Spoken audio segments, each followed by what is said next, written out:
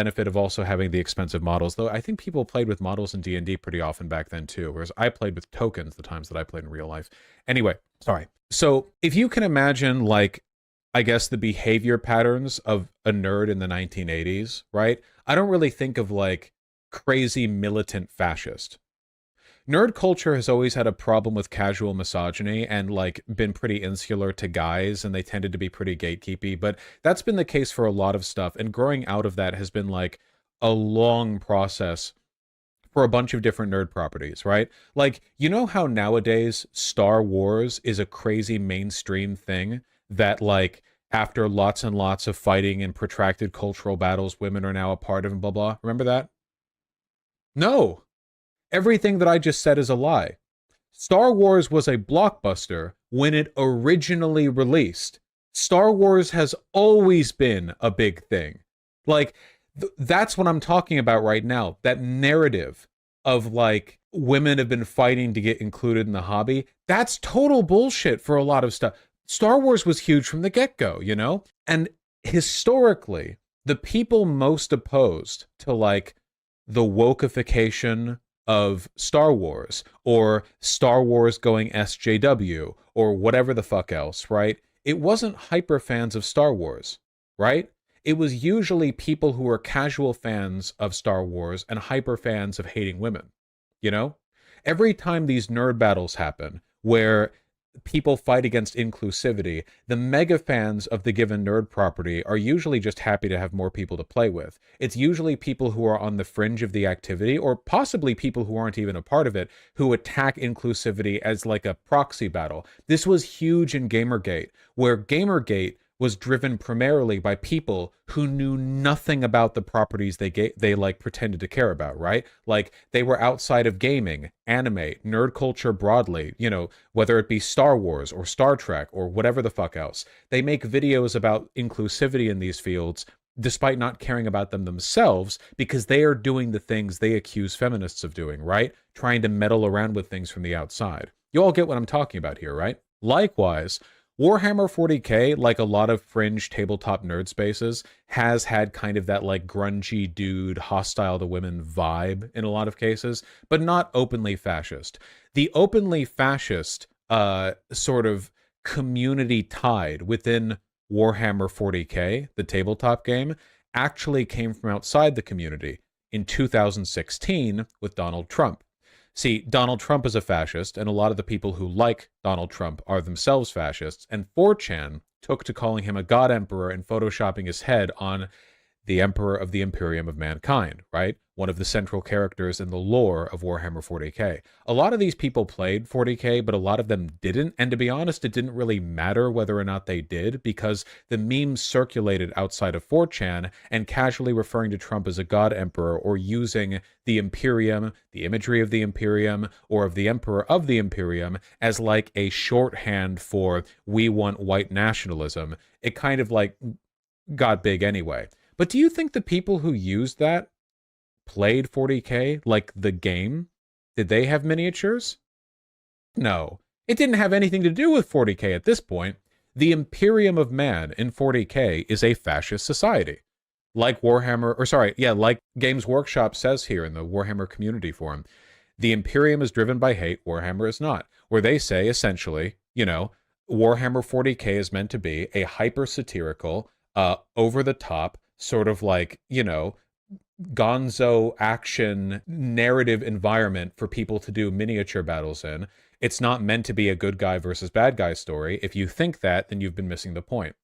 I genuinely don't think that the median Warhammer fan throughout the 80s or 90s or aughts thought the Imperium was the good guys. I really don't think, if you look at any of the material from the time, that anybody could have reasonably believed that. Seriously, the Imperium of Man in Warhammer 40k is not like ambiguously bad or morally gray or complicated. They're obviously bad in an extremely obvious way. And the writings from the game world constantly reinforce that the Imperium is bad. Like, you can't, it's not just a matter of missing the point, you know? It's like you can't really be a fan of 40k the game or the lore or whatever else if you think the Imperium is good. But because the imagery of the Imperium was co-opted by a bunch of outsiders around the time they started using it for Donald Trump meme magic, the environment in 40K got worse and worse. Or at least, that's what it seems like from the outside.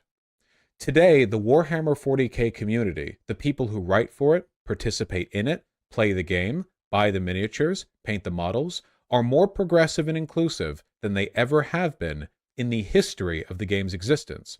If you go to any Games Workshop, any hobby store, any miniature store, participate in their online forums and community, you will see an enormous, not only proportionate number of, but disproportionate number of left-leaning people, homosexuals, transsexuals, what have you, right?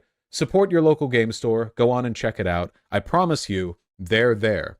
But if you go online, the 40K community seems to be completely swarmed by people who post like right-wing memes about 40K. Now, a funny tendency that you can see if you ever get in an argument with one of these people, ask them to post pictures of their miniatures. You'll get consistent results, I'll say that much. A lot of these people don't play or participate in any meaningful way. They just like sitting in from the outside. They like the Space Marine is epic and red-pilled or whatever. They don't give a shit. So I'm bringing this all the way back around here because I want to make it really, really clear. Warhammer 40K, in terms of inclusivity, is better than it ever has been by a colossal margin. I have had, and by the way, I have been playing or participating in the 40K community for about 15 years at this point, so I feel like I'm actually pretty, like, I feel like I have some ground to stand on when I make statements about the nature of the community. I was doing that shit back in sophomore year of high school, you know? And I was pretty bad at painting miniatures back then, too. I mean, who wouldn't be? So I feel like I have like some pretty solid ground to stand on when I talk about the way the community is. It's pretty good. If you guys want to get into it and you have a lot of excess income, go for it, you know? I think it's fun to get into. The reason I feel a need to contextualize this is because if you see all this drama online, the impression that you might get is that Warhammer fans are all these militantly right-wing Gamergate chuds, whatever the you know, who don't want inclusivity, they're chauvinistic, they're so on and so forth. And to be sure, a lot of them are, but the vast majority of this is an unironic, actual, external psyop from people who just want to turn this and everything else into another site for their culture war battle. That's it. So with that being, like, for instance, Grums right over here, former developer for Blizzard, very, very loud Gamergate type, you know, constantly posting about it. He's not a 40K fan. Massive incel, huge loser. He doesn't actually do any 40K shit, but he talks about every culture war battle he's involved in like he's out there at the front lines defending the community. He's outside the community. He tweeted today he's about to be canceled by allegations. What? Like, you can see from the way this guy tweets, journalists are still seething about Stellar Blade. By the way, still haven't seen a single person complain about Stellar Blade. That's the porn game that we saw. Not a single one. But like it's the language from Gamergate hasn't changed. Everything has to be, you know, the journalists and the woke mob are being torn apart by our epic big titty character who no one actually cares about. Here we go. You're going to see how far they will go to cancel me next week. There is going to be an all-out attack not based on fairness and whose timing is obvious. They want to use me as an example to strike fear in anyone else in gaming who tries to speak out, and they will fail because I'm in it to win it. We will win it. They aren't trying to present any fairness or truth. They're trying to destroy a human being as much as they can. This is what we're dealing with. Has this guy done some Epstein shit? Holy oh my god. Yeah, he's doing the Musk thing. Where, like, 9 seconds before he got outed for sexually harassing an employee, he's like, I'm a Republican, and also if anyone is mean to me in the near future, it's because I'm a Republican. So, the Russell Brand thing? Oh yeah, Russell Brand did the same thing. That's true. They love doing that. Okay, I'm actually going to watch very little of the quartering video because they don't really have much in the way of information density, you know? Like, it's kind of a massive waste of time. So, you know, let's get a vibe for it. Remember the Golden One? He's totally mauling over this. I can no longer endorse this heresy with my silence. has the time come to say farewell to Games Workshop and Warhammer?